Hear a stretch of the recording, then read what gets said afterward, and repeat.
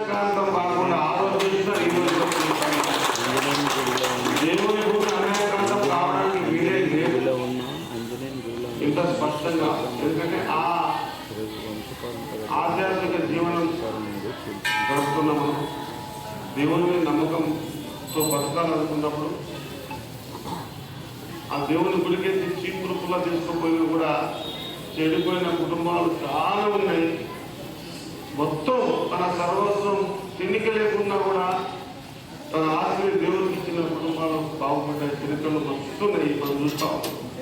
చిన్న ఎగ్జాంపుల్ చెప్తాను. మన ఇంటి మన గుడి ముందర కడుతున్నటువంటి యశోదమ్మ అనుకుంటా, యశోదమ్మ ఆమెకు ఈరోజు ఉండడానికి ఇల్లు లేదు, కానీ దేవుణ్ణి మనం పూజించుకోవడానికి కళ్యాణ మండపం కట్టించింది. అటువంటి పెద్ద మనసు ఉన్న వాళ్ళు చాలా మంది ఇక్కడ మన భూమిలో ఉన్నారు. కాబట్టి భూమికి సంబంధించి ఇప్పుడు అప్పుడు ఎప్పుడు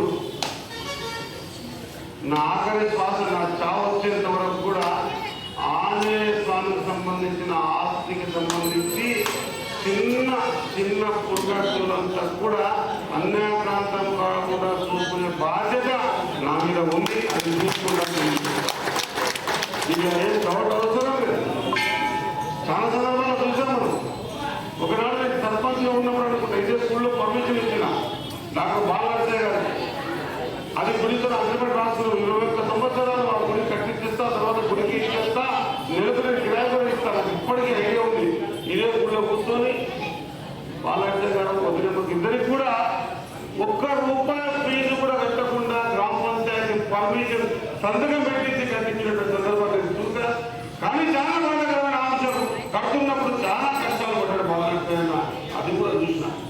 కాబట్టి మీరందరూ కూడా దయచేసి మీ మనసులో ఏదైనా ఉంటే, లేదా సీఎని సర్పంచ్ ఉంటే, డిప్యూటీస్ ఉంటే, ఇప్పుడు ఎమ్మెల్యే అయినప్పుడు మంత్రి అయినప్పుడు అన్యాక్రాంతం, అది అన్యాక్రాంతం కాకడ ముందు నేను ఖచ్చితంగా నాకు చావు వస్తుంది. చావు వచ్చిన తర్వాతే అన్యాక్రాంతం కావస్తుంది. కానీ చావు రాకుండా ముందు మాత్రం ఈ ఆంజనేయ స్వామి ఆస్తి అన్యాక్రాంతం కాకుండా చూస్తా అని చెప్పేసి నేను నా దేవుడి మీద, నా దేవుడు, నా ఇంటి దేవుడు, నా అన్నంలో పడబడాలి మనందరి దేవుడి మీద ప్రమాణం చేస్తా ఉన్నా.